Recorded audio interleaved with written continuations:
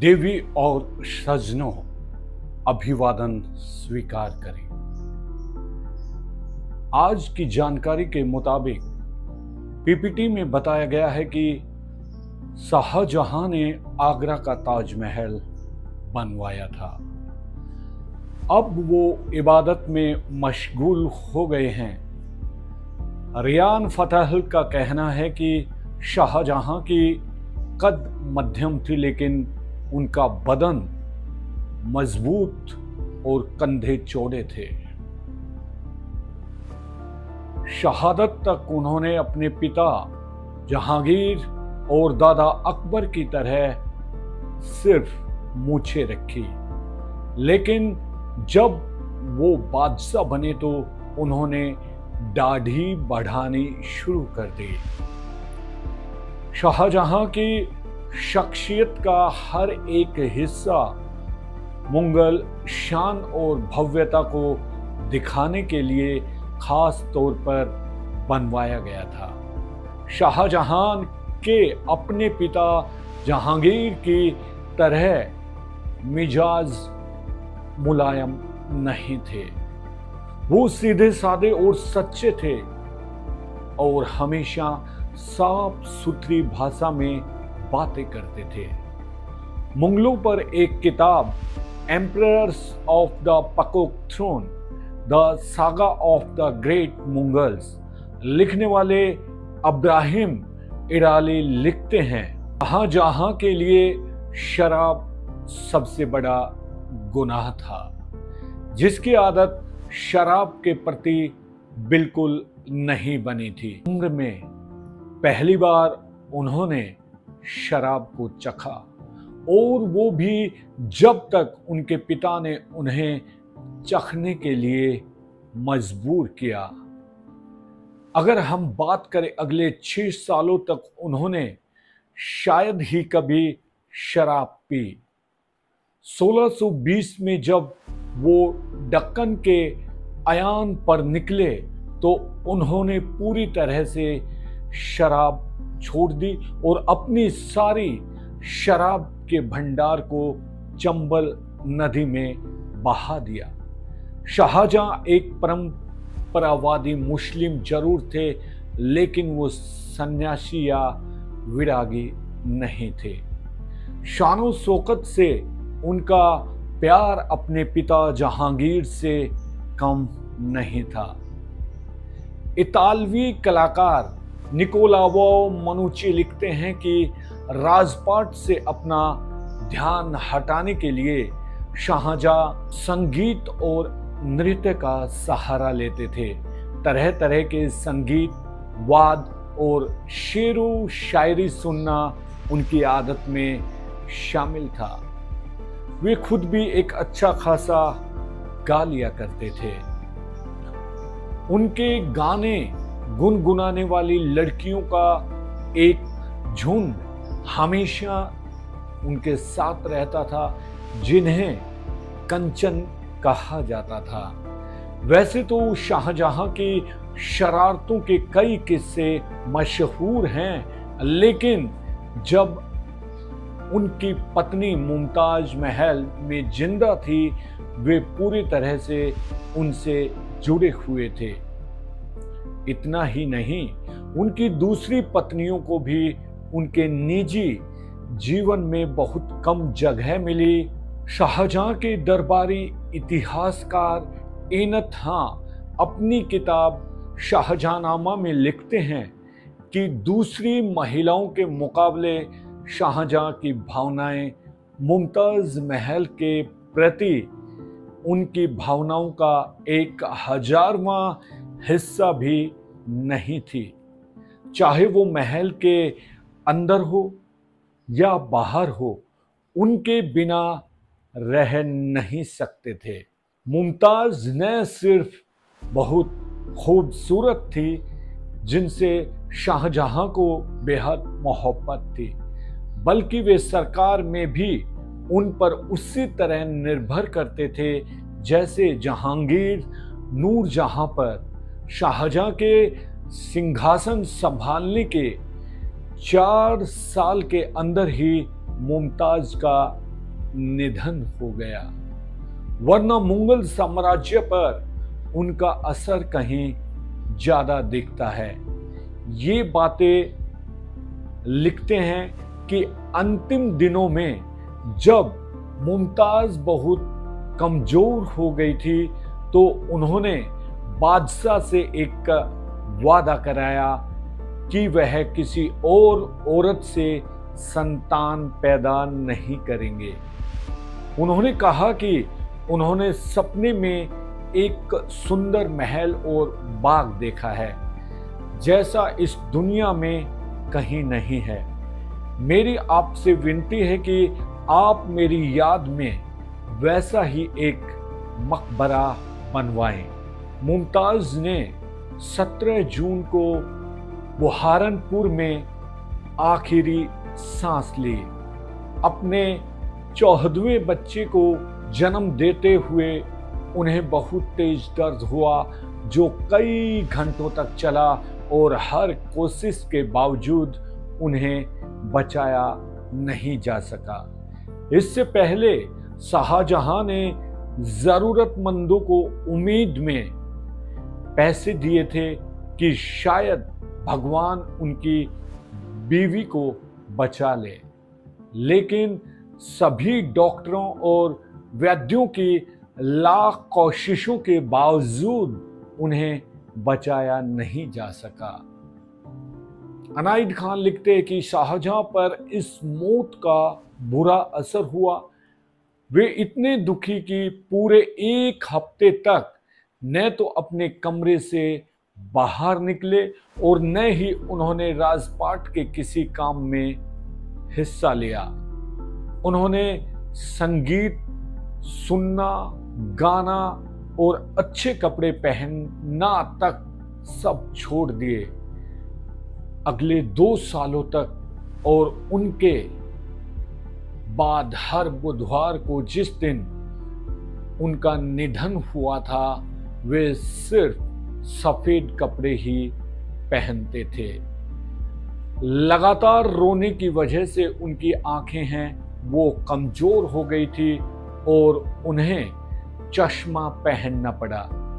इस घटना से पहले उनके दाढ़ी और मूंछों में कभी कभार ही सफेद बाल होते थे जिन्हें वे अपने हाथों से ही तोड़कर फेंक दिया करते थे, लेकिन कुछ दिन में उनकी दाढ़ी का 1/3 हिस्सा सफेद हो गया। एक समय उन्होंने राजगद्दी छोड़ने का भी मन बनाया था, लेकिन फिर उन्होंने सोचा कि राजा होना एक पवित्र जिम्मेदारी है जिसे निजी सुख तकलीफ के चलते नहीं छोड़ा जा सकता। नूरजहां महल को पहले बुहारपुर में तापी नदी के किनारे एक बाग में दफनाया गया था। 6 महीने बाद उनका पार्थिव शरीर वहां से निकालकर 15 साल के राजकुमार शाह सुजाओं की देखभाल में आगरा ले जाया गया। वहां 8 जनवरी 1632 को उन्हें यमुना के किनारे फिर से दफनाया गया, लेकिन यह उनकी दूसरी कब्र भी उनकी आखिरी जगह आराम करने की जगह नहीं थी।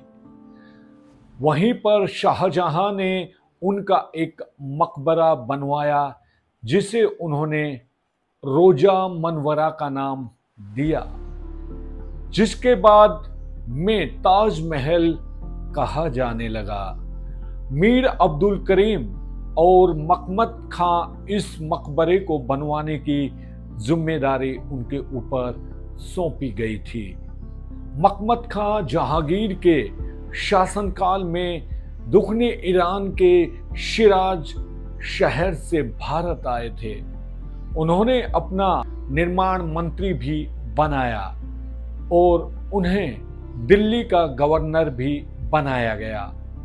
उन्हें नए शहर शाहजहाबाद में लाल किले को बनवाने की जिम्मेदारी भी दी गई।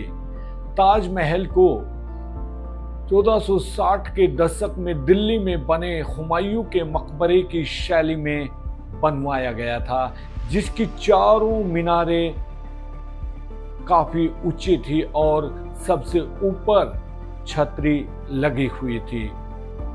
ताजमहल का निर्माण जनवरी 1632 में शुरू हुआ था, जब तक शाहजहां दिल्ली में ही थे। इसी वक्त भारत की यात्रा पर आए पीटर मडी ने अपनी किताब travels of Peter muddy in Europe and Asia में लिखा है, सबसे पहले उस इलाके को साफ किया गया और पूरी जमीन को बराबर भी किया गया। उसके बाद हजारों मजदूरों ने दिन रात मेहनत करके बावड़ी की गहरी नींव खोदी। खास ध्यान रखा गया कि नस्तिक से बहने वाली यमुना नदी का पानी उसमें न घुस पाए और जून से सितंबर के बीच यमुना नदी में आने वाली बाढ़ का पानी ताजमहल को कोई नुकसान न पहुंचा सके। इसके बाद सबसे पहले 970 फीट लंबा और 364 फीट चौड़ा चबूतरा बनवाया गया, जिस पर फिर मकबरा बनवाया गया।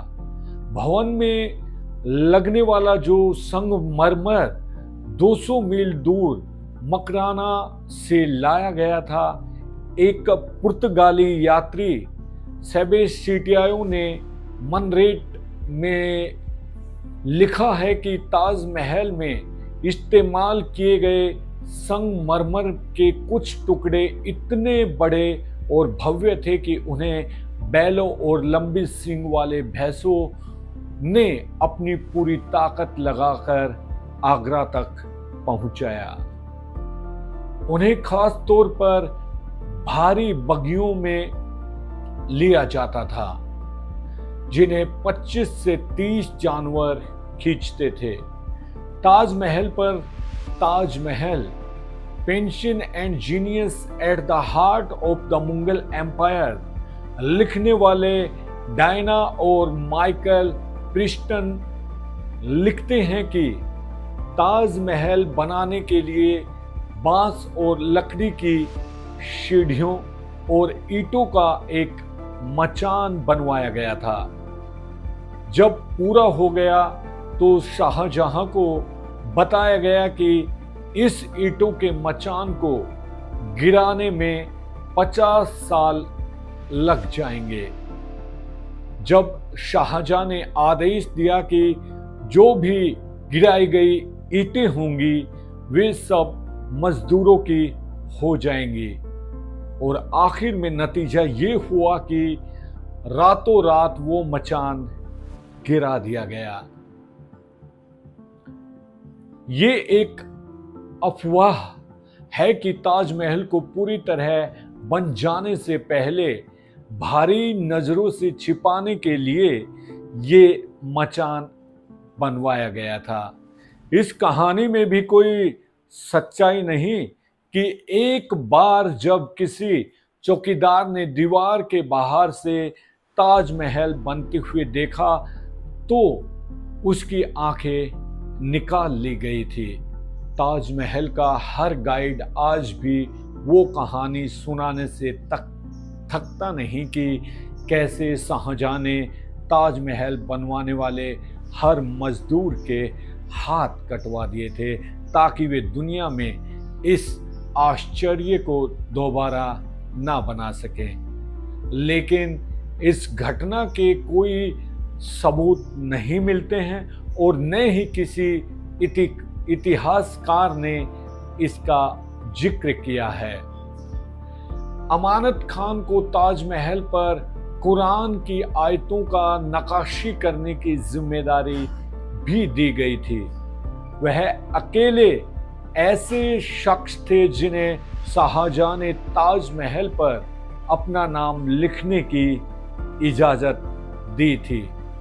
कुरान आयतों के अलावा ताजमहल में फूलों की नक्काशी इतनी जबरदस्त थी कि 2 साल बाद रूसी लेखिका हेलेना ब्लावत्स्की ने लिखा है कि ताजमहल की दीवारों पर बने कुछ फूल इतने असली दिखते थे कि हाथ खुद ब खुद उन्हें छूने को बढ़ जाते थे, जैसे वे असली हों। ताजमहल की इमारत में 40 अलग अलग रत्न जड़े गए थे, जिन्हें शाहजहां ने एशिया के अलग अलग हिस्सों से मंगवाया था। और डायना और माइकल प्रेस्टन लिखते हैं कि हरे रंग का पत्थर जेट सिल्क रूट से काशगर चीन से लाया गया था। नीले रंग का पत्थर लैपिस लाजुली अफगानिस्तान की खानों में से मंगवाया गया था।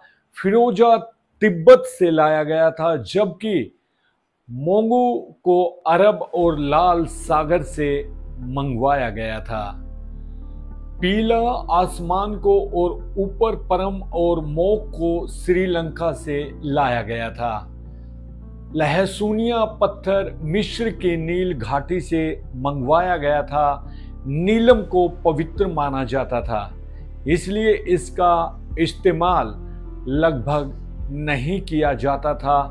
शाहजहां के दौर के जो इतिहासकार अब्दुल हमीद लाहौरी ने अपनी किताब बादशाहनामा में ताजमहल की निर्माण लागत भी लिखी है।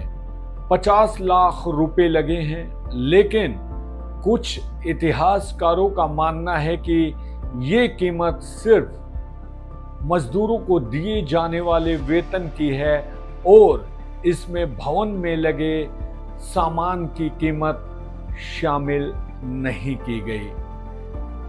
बाद में मिली दस्तावेजों के आधार पर कुछ इतिहासकारों ने ताजमहल के बनने की जो कीमत है वो 4 करोड़ की रकम बताई है। भवन के निर्माण का सारा पैसा सरकारी खजाने और आगरा प्रांत के खजाने से दिया गया था। आने वाले समय में ताजमहल के रखरखाव के लिए शाहजहां ने आदेश दिया था कि आगरे के आसपास की 30 गांव से मिलने वाली माल गुजारी का इस्तेमाल इस काम में किया जाए। जब 1659 में शाहजहां के बेटे औरंगजेब ने अपने पिता को गद्दी से हटाकर उन्हें कैद कर दिया तो वे कुछ दिन बाद बीमार हो गए। जब उन्हें लगा कि अब उनके पास ज़्यादा समय नहीं बचा है, तो उन्होंने अच्छा फैसला किया कि उन्हें उस छज्जे पर रखा जाए जहां से वे हर वक्त अपने बनवाए हुए ताजमहल को देख सके। उसी छज्जे पर कश्मीरी शाल में लिपटे हुए शाहजहां ने 20 जनवरी 1666 को इस दुनिया को अलविदा कहा। उस वक्त उनकी बेटी जहां आरा उनके साथ थी। उनका जो पार्थिव शरीर चंदन की लकड़ी से बने ताबूत में रखवाया गया। उनकी जो बेटी थी वो चाहती थी कि उनके अंतिम संस्कार राजकीय तरीके से किया जाए, लेकिन औरंगजेब ने उनकी इस इच्छा का सम्मान नहीं किया। उन्हें छुप छुप कर कुरान की आयतों के पढ़े जाने के बीच ताजमहल में उनकी पत्नी मुमताज महल के पास ही दफनाया गया। मुगलों के पतन के बाद 1803 में अंग्रेज जनरल लैक ने आगरा पर कब्जा कर लिया। इसी के साथ ही ताजमहल की दीवारों में लगे मौल्यवान रत्न और कालीनें और वॉल हैंगिंग्स गायब होने लगे।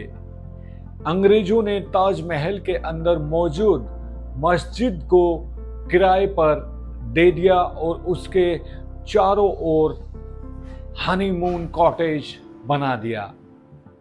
मकबरे के चबूतरे पर सिनेमा बैंड बजाने लगे और ताजमहल के बगीचे में पिकनिक पार्टियां होने लगी।